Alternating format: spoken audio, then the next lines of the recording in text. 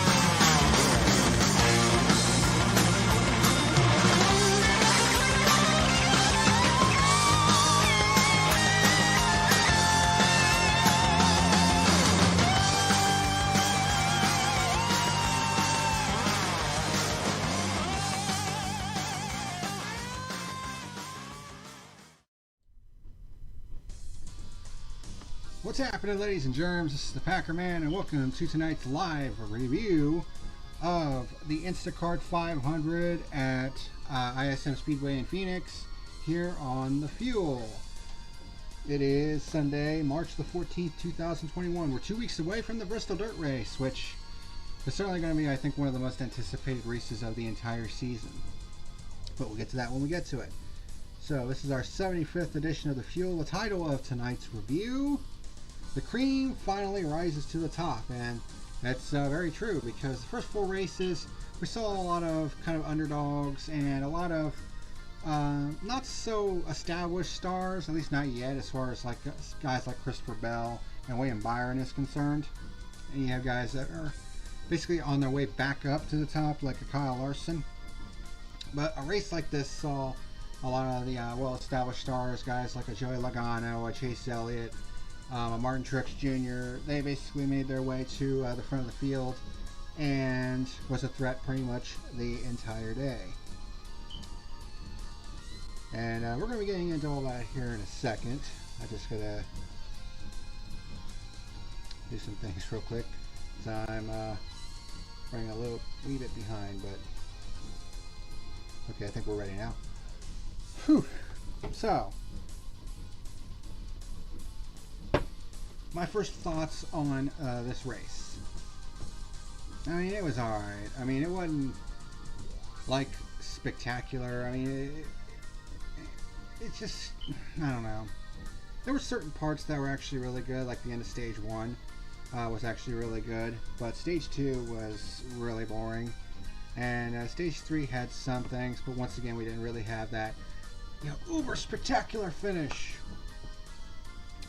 So it kind of fell somewhere in the middle for me for today's race. So what do we got to talk about? Well, our headlines of the day. Truex's first win of 2021. It's his first win since Martinsville, the Spring Martinsville race last year. It was his 28th career win, which puts him 28th on the all-time list. So he's in the top 30 all time, which is just crazy to think about, considering that before the beginning of the 2015 season, he had just 2 wins. So in the last, 7 seasons, he's won 21 times. That's just quite the remarkable turnaround. I guess some guys are just late bloomers. But the season of parity continues with Truex's win today. We've had 5 different winners and 5 different races, and it's kind of starting to get everybody talking about, boy, is Michael McDowell really locked into the playoff? Because at the rate that we're going, we're going to have more than 16 different winners this season, which would be just crazy to think about. Because we haven't really seen one team really outperform another. I mean, we've had Hendrick Motorsports, they have 2 wins on the year so far. But when you look at all the different drivers that have contended for wins this year, I mean, it's kind of all over the place right now. And honestly, that's one of the more exciting aspects of NASCAR is the fact that you don't know who's going to win. You know, the last couple years have basically followed like a theme. Like we've had the big 3, Penske versus Gibbs, Hamlin versus Harvick, you know, so on and so forth. This year, we don't even know who the hell is going to win week in and week out at this point, because 5 different races, 5 different winners. So the season of parity continues in NASCAR. In this race, the big guns finally arrived, because like I said before, the previous 4 races we had a lot of different drivers winning that aren't really established. Guys like Michael McDowell and Christopher Bell got their first career wins. Byron got his second career win, and Kyle Larson, who's coming back from basically what amounts to a 1-year suspension after what happened last year, which we've already talked about. But this time around, like I said, you got all the Penske guys at the front.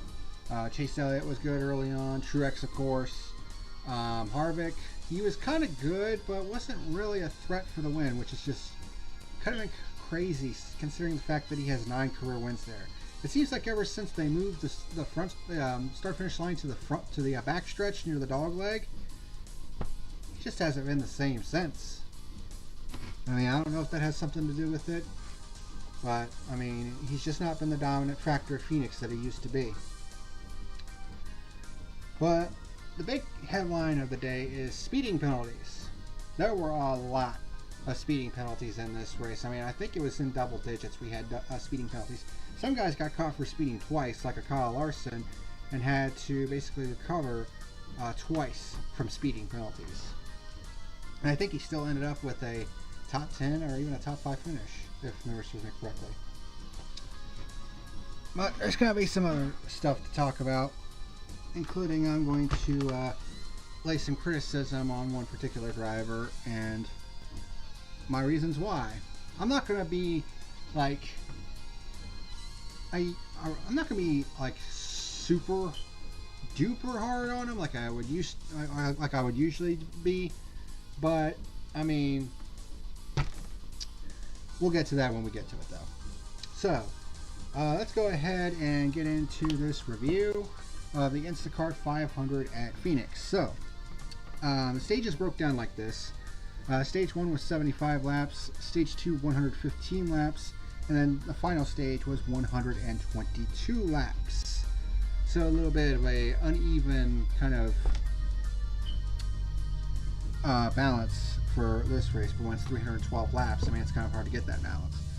So there were 6 cars that had to go to the rear of the field before this race even began. Larson, Byron, and Cody Ware, which we'll talk about in a little bit, failed tech inspection twice pre-race. Chase Elliott and Quinn Houff had unapproved adjustments, so they had to go to the rear. And Garrett Smithley, due to a driver change, because it was originally J.J. Haley, but Garrett Smithley got in the car instead. So here we go. Brad Keselowski started from the pole, so he leads lap 1. And right at the start, he went so low in the dog leg, he nearly hit the damn pit wall that was right there. And I was like, damn, he went super low in that one. Hamlin challenges Keselowski for the lead in the dog leg and manages to take it, so we have our first pure lead change on lap number 3. Christopher Bell gets by Keselowski for 2nd. Blaney gets by Kyle Busch for 5th. Truex bonks off the wall in turn 2, which allows Blaney to get by for 4th. So that did some damage to Truex's car. Blaney gets by Bell for 3rd, and then we had our first caution on lap 31, which of course was the competition caution. Everyone comes in for service, and Keselowski wins the race off pit road. Larson gets penalized for speeding on pit road. That's number 1 for Larson. Kes leads on the restart after winning the race off pit road. Logano moves up to 4th by Hamlin. Then we get our second pure lead change on lap 44 when Ryan Blaney gets by Keselowski. So the Penske cars were looking really good early on in this race. Harvick gets by Hamlin for 5th. Then we have our second caution on lap 47. Alex Bowman gets into Ross Chastain in turn 1, checks up a little bit, then gets tapped by Austin Dillon, which sends him around. But he was able to get it back going again. And Dillon also had some front end damage that they had to repair as well. Some drivers come in for service, and as we would learn later on, tires were really important here. Blaney leads on the restart, had a big traffic jam in the mid-pack. Don't know how that didn't turn into a wreck. Chase Elliott was already up to the top 5 on lap 60 after starting at the back, so he had a fast car early in this race. Logano starts challenging Blaney for the lead near the end of the stage. We actually had the top 5 and the top 6 within a second of each other. It was insane at this point. And Ryan Blaney holds everybody at bay and wins stage 1. I was like, yeah, pretty solid first stage. Not the case for stage 2, though. So,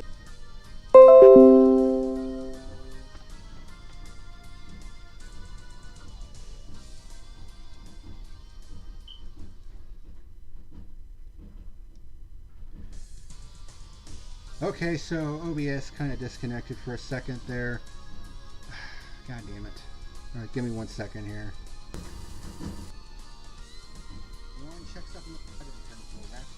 Chase Elliott was already up to the top 5 on lap 60 after starting at the back, so he had a fast car early in this race.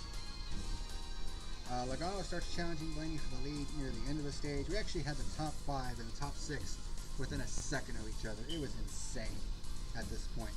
And Ryan Blaney holds everybody at bay and wins stage 1. I was like, yeah, pretty solid first stage.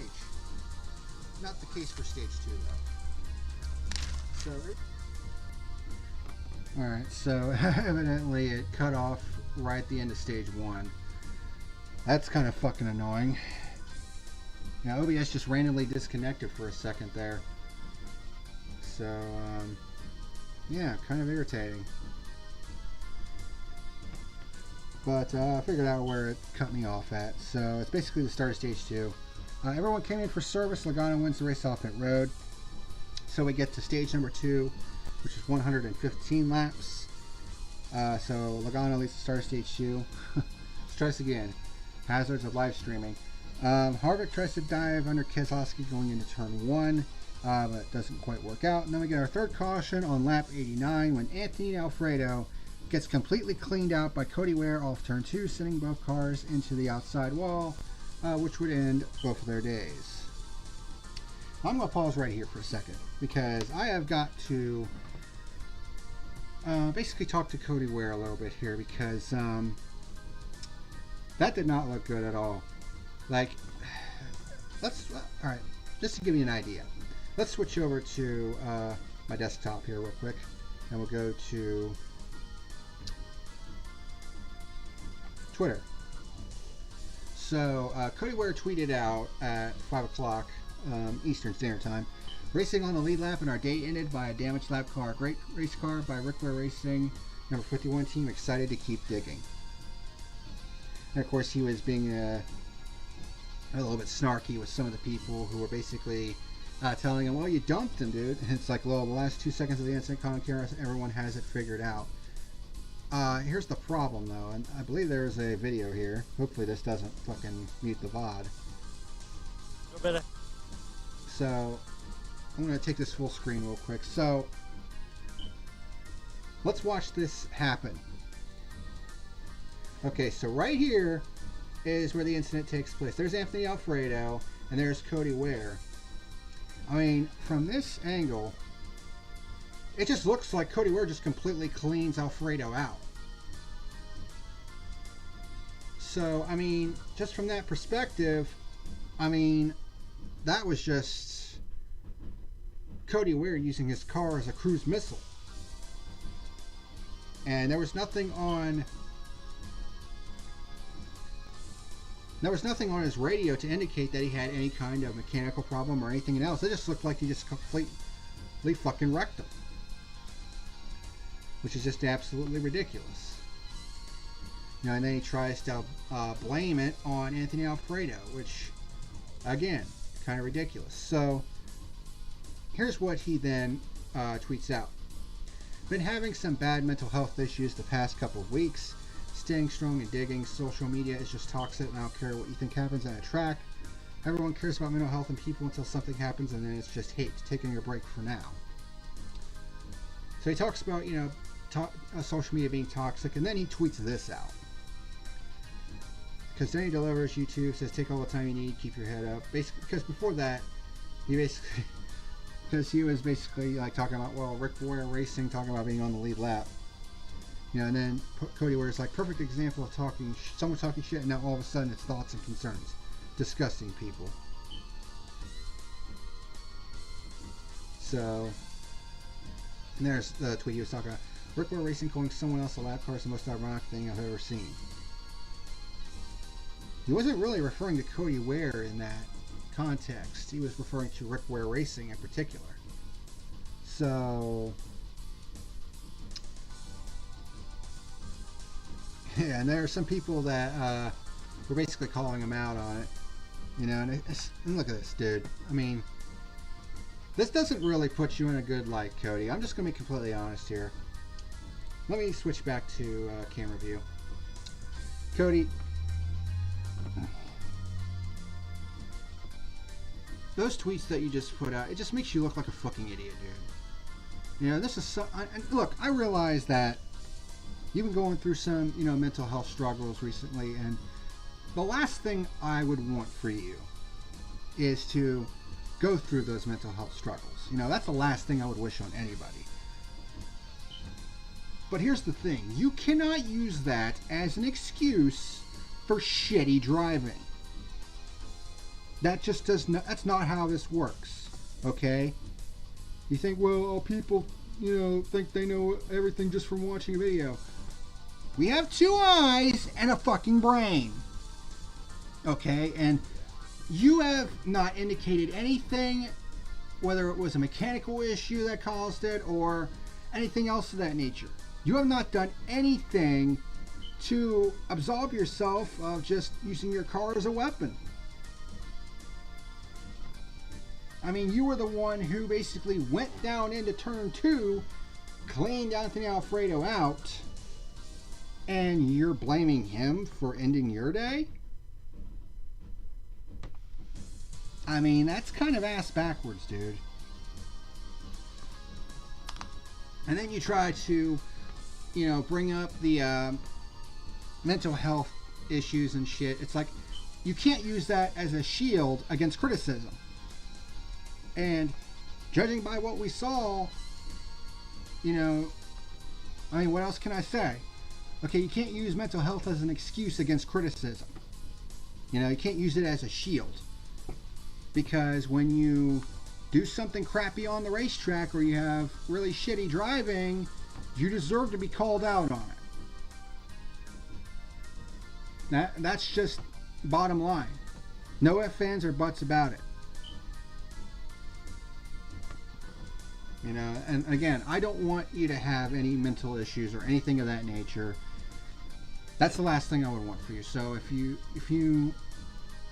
and I applaud you for for coming out and trying to fight it.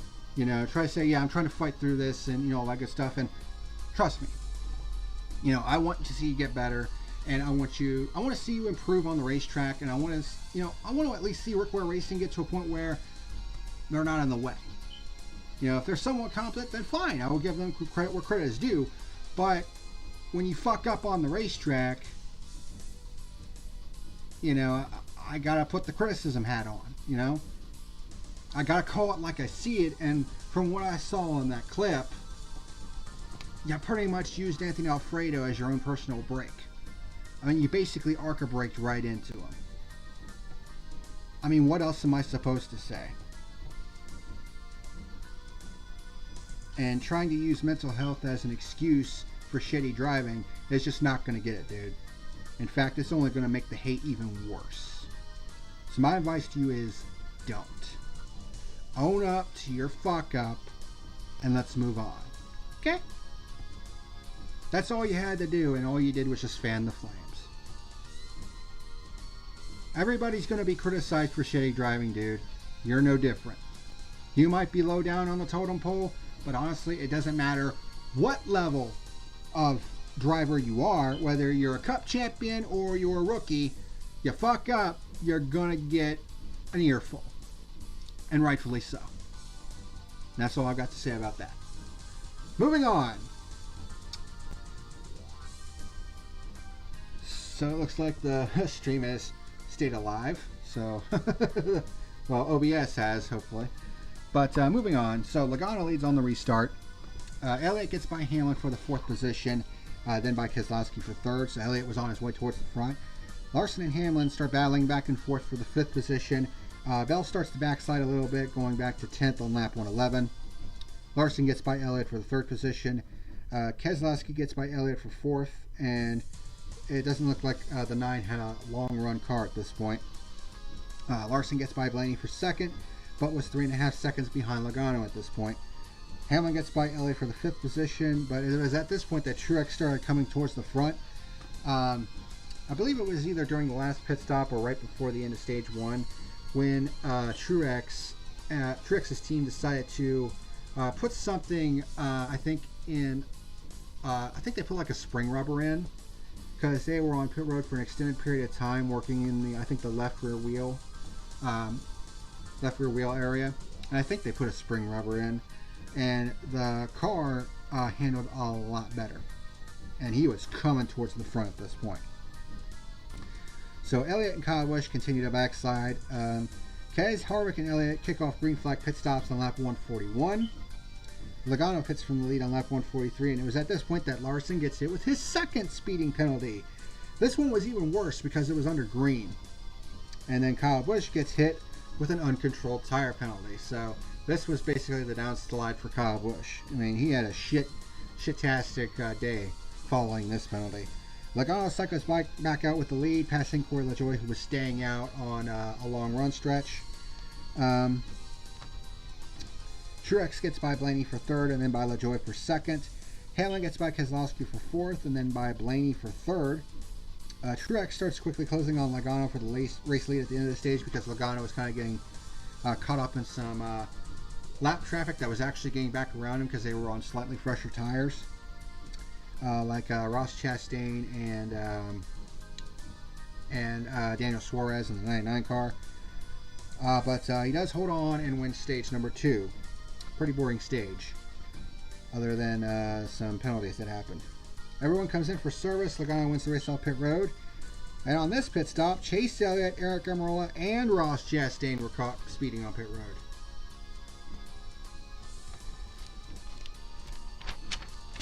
Getting those sirens out, and I'm not talking about the one in Dawsonville. All right, 3rd and final stage, 122 laps. Logano leads the start of stage 3, but nearly gets dumped by Truex, because Truex was basically trying to do like a little bit of a bump draft with them, but then Logano ducked down onto the dogleg, and Truex nearly dumped him, but he backed off to let Logano save it. Truex dropped back a few spots, but he gets back up to 4th by getting around Keselowski. And then he gets back up to 2nd, starts catching Logano for the lead. Larson gets by Blaney for 5th, and then Truex gets by Logano for the race lead on lap 224 for our 3rd pure lead change of the day. Truex stretches it to a 3.5 second lead with 70 laps to go. Hamlin gets by Logano for 2nd. Bubba Wallace gets by Blaney and Harvick for 7th. And I was like, what?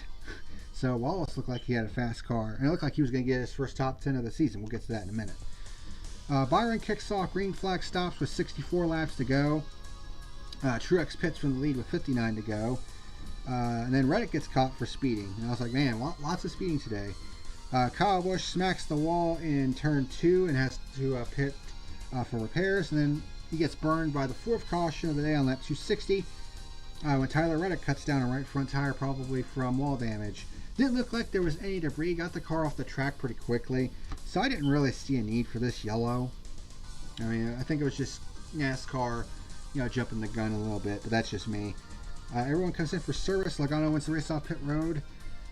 Bubba Wallace stays out and leads on the restart. This was a mind-boggling decision by crew chief Mike Wheeler, because the 23 car was looking really good. It was fast. It had made its way up to the top 10. And they decided to stay out on what was essentially 7-lap tires, which didn't seem like a whole lot, but 7-lap tires turned out to be quite the difference in grip level, because he started dropping through the field like a rock, and it's like, Not a good decision by crew chief Mike Wheeler. But you live and you learn. Bubba got extremely loose coming to the green, and everyone goes 3 wide. Keselowski takes the lead on the restart. Truex gets by Bubba Wallace for third. Logano gets by Keselowski for the lead. And we have our 4th pure lead change on lap 274. Truex gets by Keselowski for second. Then we have our 5th and final caution on lap 292 when Kyle Busch gets loose off of turn 4. Checks up and gets hit by Ross Chastain, which sends him spinning down through the dog leg. So Kyle Busch's shitty day continues. Everyone comes in for service. Logano wins the race off pit road. Logano's pit crew was on it in this race. So he leads on the restart, but Truex gets a great run on the outside and takes over the race lead on the restart as everyone fans out behind them, which was just absolutely insane. We have a great battle for 4th between Kez, Larson, and Elliott. Bubba Wallace nerfs Cole Custer into the wall on the backstretch. It looked like Cole Custer was trying to slot in behind. Bubba was trying to do like a crossover to the inside, and the two made contact. I mean, I don't think Bubba meant anything by that. It was just wrong place, wrong time. So we have some great battles inside the top 10, but Truex would eventually pull away to about a 2-second lead, and he would win the Instacart 500 at Phoenix. And by the way, I wait until after tech inspection is done before I do these reviews. So that's why the reviews started at around 10 o'clock as opposed to a little bit earlier, like right after the race. I waited until tech inspection was done because if there is a disqualification, it'd be nice to know about it before I get into the review. So overall, it was a race. Certainly not the barn burner we saw at Vegas, but it wasn't terrible either. It was just right around the middle. So let's do some stats here. Overall lead changes. We actually had 22 overall lead changes, which apparently was the most we've seen at Phoenix since the spring 2013 race. Problem is, there were only 4 pure lead changes on the day. So I think a lot of those lead changes came as a result of green flag pit stops, which we had 2 sets today. So, and also there was a few on restarts, so not a whole lot of legit lead changes today, and there were 5 total cautions on the day. So more cautions than pure lead changes. So that kind of brings it down a notch. But let's take a look at the race results. Point standings, give my fuel gauge rating, and we'll be done for today. So, race results. Boom. Truex with the win, led 64 laps on the day. Joey Logano actually led the most laps. He led 143 laps, but comes up short. Denny Hamlin started 3rd, comes home 3rd. So, maintaining his consistency this year. Brad Keselowski comes home in the 4th position after leading 19 laps.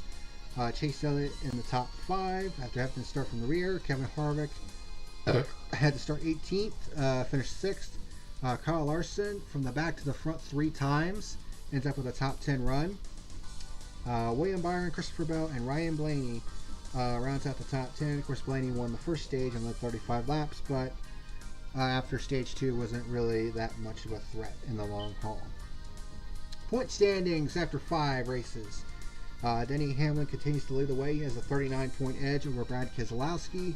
Then you have Joey Logano in 3rd. Martin Truex Jr. with his win moves up to 4th. Kyle Larson in 5th. Rest of the top 10, Chase Elliott, Kevin Harvick, Christopher Bell, William Byron, and Kurt Busch. Your playoff contenders at the moment are Michael McDowell, Austin Dillon, Ryan Blaney, Ryan Preece, who continues to stay in the top 15 despite not having a charter. Kyle Busch in 15th, and Ricky Stenhouse Jr. holds the final spot in the 16th position. And then the rest of the top 20, Alex Bowman, Chris Buescher, Bubba Wallace, and Cole Custer. As for my final rating for the Instacart 500 at Phoenix, like I said, it was a middle-of-the-road race. I mean, it had its moments, but Stage 2 was boring as shit. Didn't see a whole lot of pure lead changes. I mean, the restarts were cool, especially when you see them fan out going down through the dog leg. But as I said, you know, what else would the race have other than, you know, what we see on the restarts? You know what I mean? So, my final rating for the Instacart 500 at Phoenix, I'm going to give this one a 5 on the fuel gauge. So, a 5 out of 10. Middle of the road race, so it'll get a middle of the road score. And I think That's pretty fair. Well, it wasn't good, but it wasn't terrible either. You know, it definitely had its moments and some newsworthy shit that happened during this race as well. But that is going to do it for tonight's edition of The Fuel. And next week we go to Atlanta and see if the 1.5 mile trend continues on a super old surface, which they really need to repave. Let's just be completely honest here. And then in 2 weeks, it's the Bristol Dirt Race, and I'm going to be really looking forward to that one. It's going to be a historic day because it'll be the first time in half a century that the Cup Series has run a points race on a dirt surface. So looking forward to all of that coming up here in the next couple weeks here in the month of March. So that is going to do it for tonight's edition of The Fuel. Thank you very much for watching. And until next time, this is the Packerman signing out. See you later. Thank you for watching tonight's video. Be sure to like and subscribe, you rats!